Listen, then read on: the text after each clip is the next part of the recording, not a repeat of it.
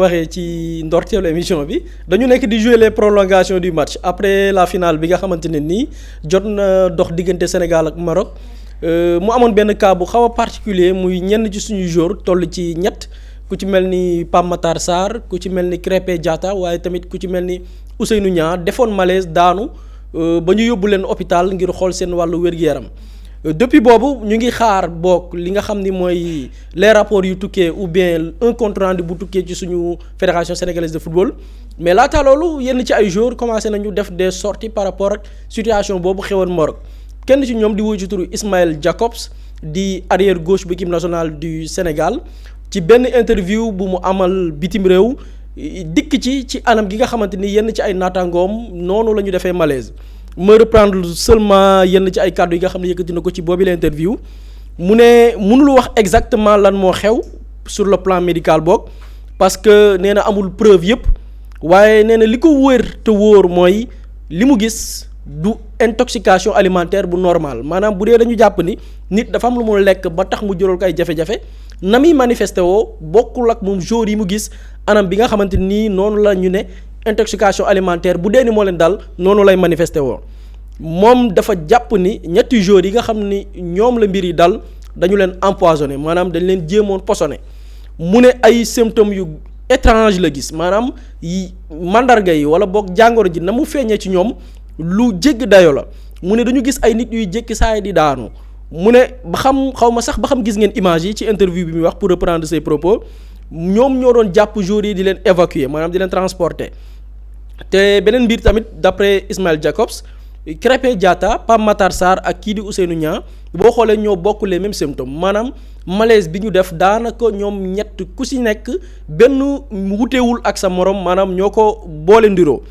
loolu benn la ci sotti yi mujj par rapport ak situation bi nga xam ne xewoon na Maroc yenn ci ay joueurs jékki saa yi daal di daanu ba Krépin Diatta jotul woon jouer li nga xam ni mooy final bi naka noonu kii di Pape Matar Sarr bi nga xam ni moment bi mu doon échauffé wu la defoon la nga xam ni mooy malaise bi mais aussi am na keneen ku defoon sorti laata Ismaël Jacobs di def génn bi nga xam ni dikk na ci ñetti ci joueurs sénégalais yooyu nga xam ne dañu defoon malaise muy wuyu ci turu Bakary Cissé di ab taskatu xibaar mais aussi mooy représentant ligue régionale bu Ziguinchor ca fédération sénégalaise de football moom Bakary Cissé aussi mooy président de la commission communication bu fédération bi mais aussi mooy conseiller en communication bu Sadio Mané donc bokkoon na ci ñi nga xam ne ñooy la délégation bi demoon Maroc gannaaw ba ñu ñibbisee def na benn sortie par rapport ak symptômes yooyu nga xamante ni nii kii di Ismaël Jacobs soulevé na ko ci interview bi mu joon def naka la manifesté woo ak ñoom itam naka lañ ko gérer au sein de l'effectif. ma jël sama téléphone woo Sadio ma ne ko lu xew yéen doo leen wàcc xam nga mu ne ma noo Krépin moo daanu dafa am malaise. ma taxaw ma ne ko malaise mu ne ma waaw. Krépin man bu ma ko gis mu toog. si chaise roulante la toog. si boppam xam nga lamiñam wàdd donc c'était un peu désastreux c'était pas pour gis ko dafa xaw a doy waar. après gars yi nañ ko yóbbu ko hôpital ñu toog seetaan xaar bi xale yi génn si di def échauffement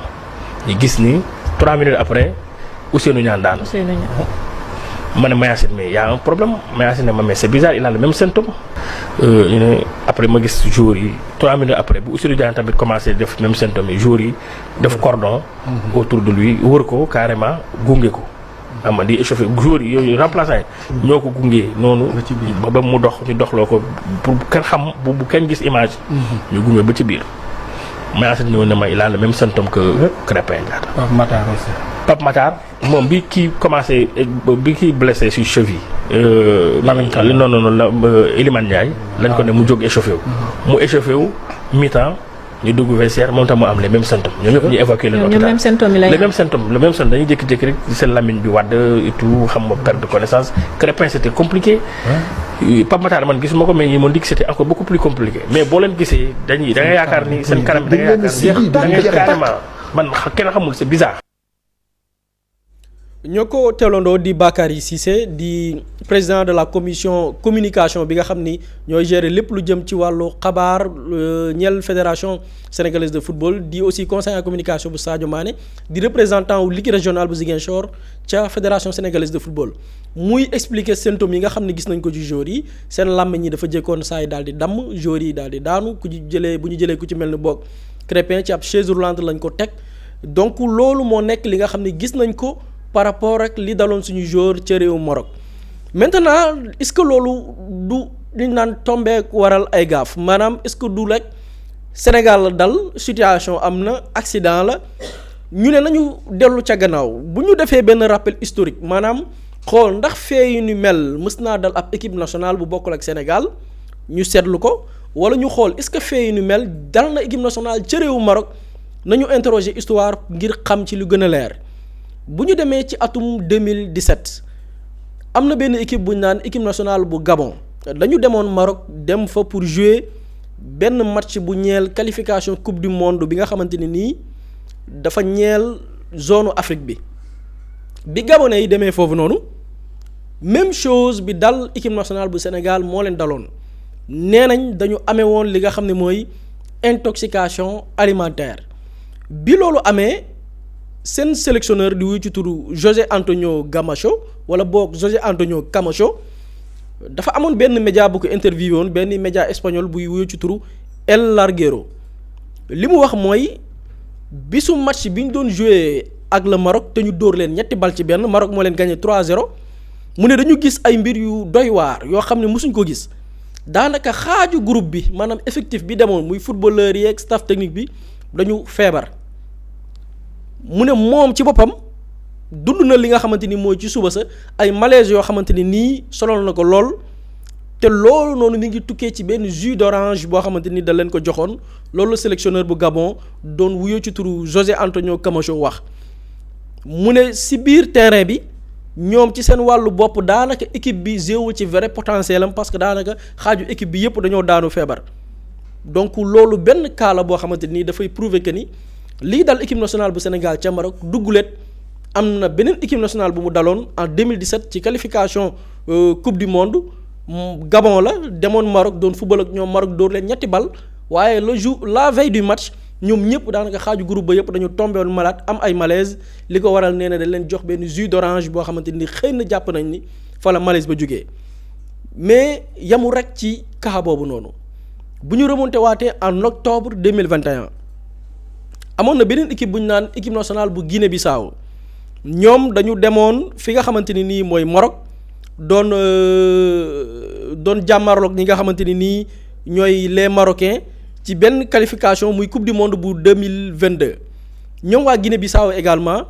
dund la même chose et ñi ngi doon wax naan wàllu intoxication alimentaire la d'après li nga xamante ni seen officiels yi génnee nañ ko parce que bu ñu sukkandikoo ci benn membre fédération bi nee na moom li mu wax mooy dafa jàpp ni dafa am lu Marocains yi def ci lekk maanaam bañ doon bañ doon reeree jàpp na ni ci loolu lañ ko def ba ñi nga xamante ni ñooy équipe technique bi ak l'ensemble des joueurs yi ñu yóbboon ci joueur toll na ci 25 joueurs ñaar fukki joueurs ak juróom ñoom ñëpp dañu animé woon li nga xamante ni mooy ay malaise te kenn ci membre staff bu équipe nationale bu Guinée-Bissau dafa jàpp ni reer ba ñu reeree woon bi ñu ne suba la match ba parce que match bi ñu ngi ko waroon amalee mercredi mardi bi la ñu reeree la ñu jël def ci dara loo xamante ni moo tax seen joueurs yi 25 joueurs ku ci nekk amee ay jafe-jafe donc bu ñu seetee ci histoire wala boog ñu remonter ci les événements récents yi jot a xew du la première fois équipe nationale dem Maroc jànkonteel fa jafe-jafe yu ni mel ay équipe nationale dund nañ ko te bu ñu xoolee même symptôme la et les différentes versions da ngay dégg kenn ku ci nekk jàpp ni lekk yàlla leen jox la wala loo xam ne dañ ko consommer donc ci info du jour bi loolu lañ dikkoon par rapport ak la suite logique par rapport ak li nga xam ni mooy surtout CAN 2025 bi ak mbiicoog mbaaloo yi ci judd.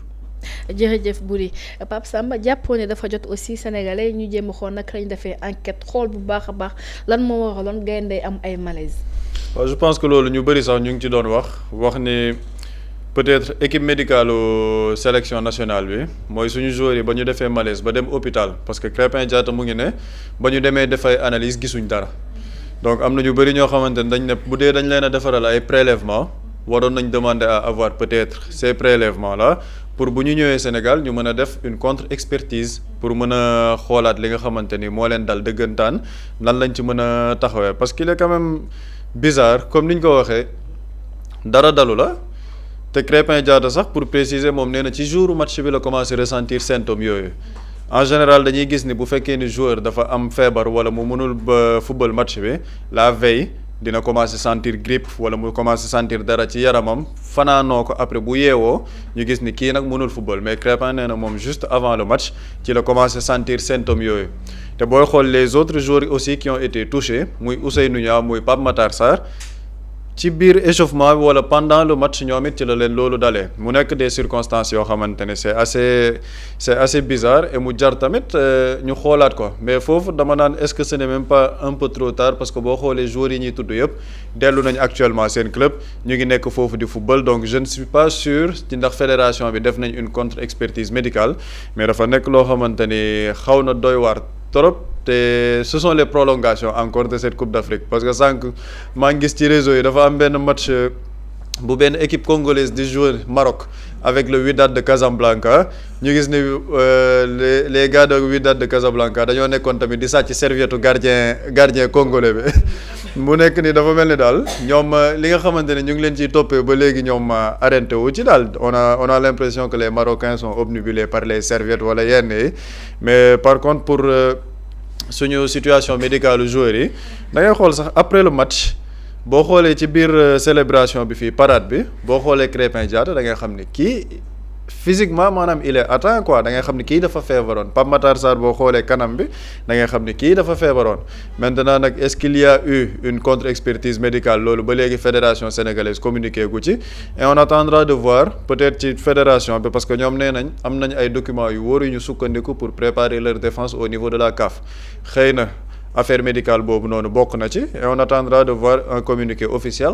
de la part de la fédération sénégalaise de football pour xam réellement suñu joueurs yi lan moo leen daloon mais en tout cas c'était nekkoon na lu xaw a doy waar loo xam ne ba léegi kenn mënu ci trouver une explication boo xamante ni rationnelle la donc li ma wax rek on attendra de voir si la fédération va communiquer là-dessus pour ñu xam réellement lan moo daloon joueurs sénégalais yi. jërëjëf Pape Samba Boury d'habitude li nga xamante ni mooy poison bu fekkee mu ngi ci yaramu doomu aadama du gaaw a deñ est-ce que tamit ñi nga xamante ñoo nekk fédération bi diggante bi nga xamante ne gaynde yi ñëw neen jëluñu seen temps def yenn prélèvement yi profito ci même bu fekkee ni jàpp naa ne réewu Maroc moom du leen jox benn yoon yi nga xamante ne mooy prélèvement yu ñu jot a def foofu. mais t'as parfaitement raison parce que ñoom boo xoolee les Marocains tey ci suba rek gis naa parce que nee naa depuis boobu man ñoom rek laay topp gis naa tey ci suba rek ñoom ñi ngi dans la xam nga un pays boo xamante nii ci désinformation lañu nekk tey suba dama gis ils ont partagé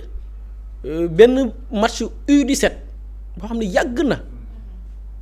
ce n'est même pas contre le Sénégal contre le Mali la am benn membre du Mali bu yoroon benn bouteille xaw ma doon ñëw ñu dogaale ko ne xaw ma doon def ay xon ak yooyu noonu xam nga loolu yàgg na tey ci suba gis naa ñu partagé ko ne xool leen le dirigeant sénégalais moo doon yoroon ay bouteilles di def ay donc ñoom c'est-à-dire que faut pas s'attendre à ce que ñoom ñu jox la vraie la vraie information parce que ñoom ils sont dans la manipulation ils sont dans la désinformation léegi maintenant ñun ñooñu mënuñu xaar ci ñoom li nga xam ne mooy même tey bu ñu ne woon ok joueurs yi bi ñu defee malaise ba ñu yóbbu leen ci hôpitaux yi on a fait une analyse ou bien def nañ benn consultation par rapport ak li nga xam ne mooy seen leur état de santé man je me dis que faut pas se fier à leurs informations automatiquement bu joueurs yi ñëwee bon maîtriser wu ma trop les trucs médicaux là mais ñun ci suñu wàllu bopp waroon nañu demander suñu contre expertise boo xam ne nañu permettre tey li nga xam ne xew na après match bi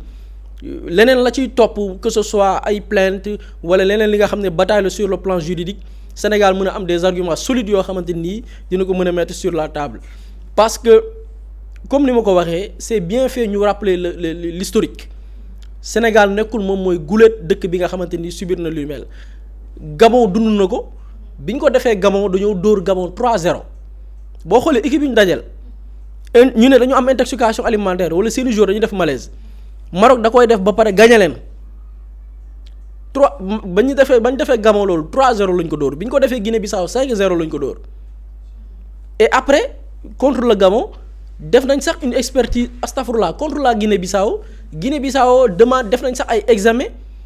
envoyé ko CAF mais jusqu'à présent dégguñ ci des résultats yoo xamante ni dafay leeral par rapport ak cette situation donc je pense que ñun waroon nañoo jël suñuy devant je sais pas peut-être les fédéraux def nañ ko peut-être et après espérons que dinañ ci communiquer bu dee ni am na pour que les Sénégalais mën a xam mais aussi la suite de ce dossier par rapport ak fi ñu ko bëgg a yóbbu aussi Sénégal mën a am des arguments solides yoo xamante ni fu waaye taxawee lay ñu lay teg ca côté ga. côté ba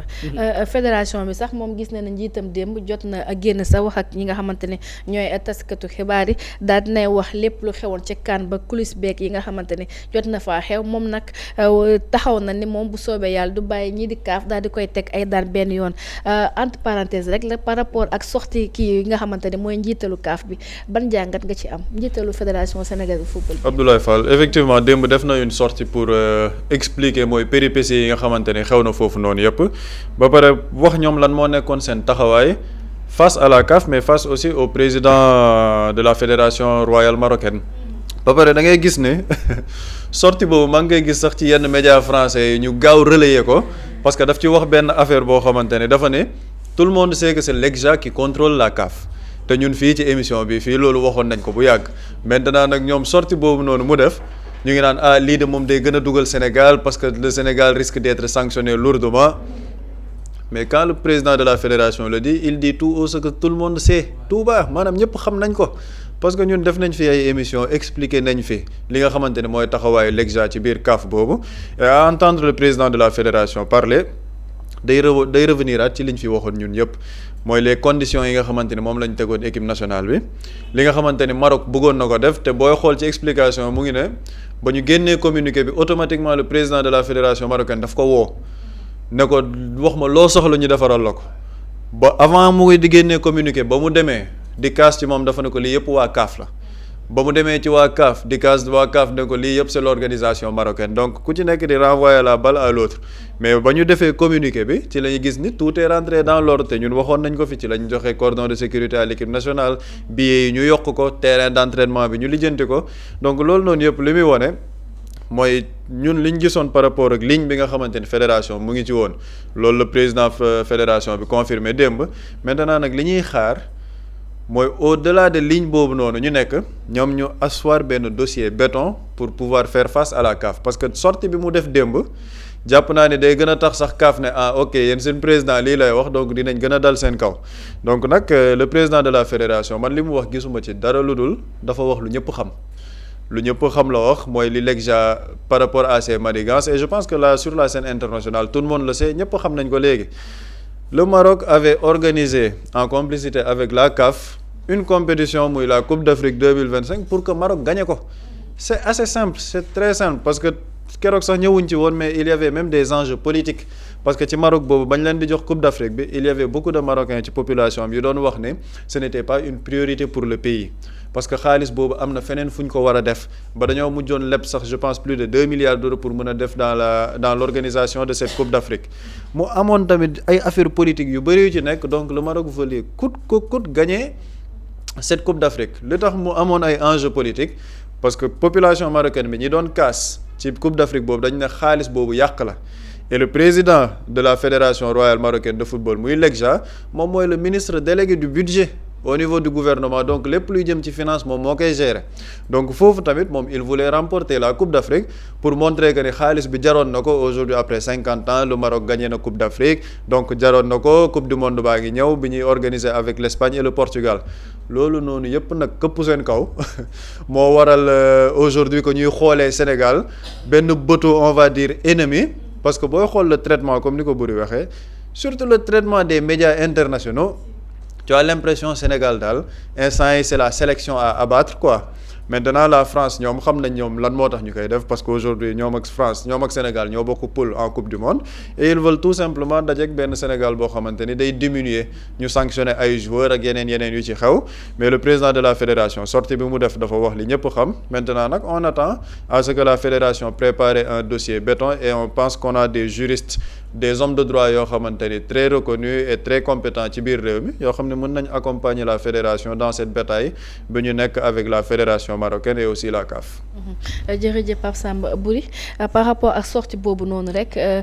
ci biir sortie bi sax moom kii di njiitalu fédération sénégalaise bu football nee na ki nga xamante ni mooy CAF Maroc daf ko téye ci loxoom ba tax na di nangu di àddu wala di yëy yàbbi ci yenn dogal yi nga xamante ne day am ci football bi. effectivement et il a parfaitement raison. tey boo xoolee des cas yi nga xam ni moo précédé li xew nii Pape Samba part de l'EGJA le président de la fédération royale marocaine de football c'est un gars boo xam ni lu ko neex da koy def te dara du ko ci fekk. Si on prend l'exemple de Samuel Eto'o il n'a fait que protester contre une action de jeu li xew ci terrain bi ñu jàpp ko vendredi la ko def àllarba bi ci topp ñu sanctionné ko ne ko yow li des ci CAN bi sax yow Samuel Eto'o en tant que Samuel Eto'o qui n'est pas n'importe qui l'un des meilleurs footballeurs de l'histoire du football africain ñu ne ko yow li des ci compétition bi yëpp yow bu ko assister ñibbil dàq ko dañ ko humilier dañ ko dàq koo xam ni il est un président d'une fédération dañ ko dàq le reste de la compétition na ko dooroo fi assister pourquoi parce que dafa protester devant l'ECJA donc c'est clair que ni tey Maroc dafa am une influence boo xamante ni nii moo ko permettre tey certaines attitudes ñu koy def seeni supporters di ko def seeni officiels ñiy gérer wàllu sécurité di ko def te dara du leen ci fekk et là man damay saluer d'abord l'attitude de la fédération ci seen comportement ak la manière bi ñu gérer ce dossier là parce que fédération bi ñun ñi sax ci ñu doon critiquer ci lañ bokk mais da ngay gis ni ñi ngi déglu et je pense que loolu mooy solo critique gis nga critique doo critiquer pour que xam nga Sénégal loolu ko yàq parfois man damay critiquer Pape Samba mais bu may critiquer Pape Samba du ma bëgg Pape Samba la ma bëgg mu doxalee ko déedéet damay critiquer Pape Samba pour après ma am dëgg ci moom ne ok lii moo taxoon ma ko doon critiquer mais ñi ngi déglu dafa am lu bari lu ñu doon coow fii équipe nationale muy càmbar gu bari gi gars yi bi ñu demee Maroc réglé nañ loolu on a verrouillé cette équipe nationale ñàkk ko ba tey on a réussi bépp plan bu Maroc tegoon ñu déjouer ko loolu c'est un travail qui a été fait et mérite bi en grande partie fédéraux yi la ak le ministère des sports mais aussi les autorités politiques yi nga xamante ni tey ñoo fexe loolu lépp mën a nekk maintenant li ci des nag bataille la man je ne suis pas pour ñu ne ok nañu noppi Marocains noppiwuñ ñoom ñi ngi wax ñi ngi propagande ñi ngi désinformer ñi ngi teg ay actes ñun tamit yan acte la ñu war a teg mooy dañu war a communiquer dañu war a constituer des bétons dañu war a préparer suñu défense par rapport ak échéance yi nga xamante parce que puisque ñoom ñiy dem boo xoolee ñi ngi exagérer mën naa tey suba maa ngi dégg benn média français ne coupe bi sax nañ koy nangu ñeneen ñi ngi wax wàllu participation à une coupe du monde donc yooyu yëpp pour man c'est des sanctions yoo xam ne Sénégal man dama bokk ci équipe Sénégal sax kenn waru ko sanctionner parce que des équipes ou bien des dirigeants ont fait pire des footballeurs ont fait pire mais pourquoi ñu def benn fixation sur le Sénégal et je pense que loolu les plus grands sportifs ou bien les chroniqueurs sportifs mais mérité nañu def ci des plateaux parce que le Sénégal c'est un adversaire redoutable tey le Sénégal équipe bi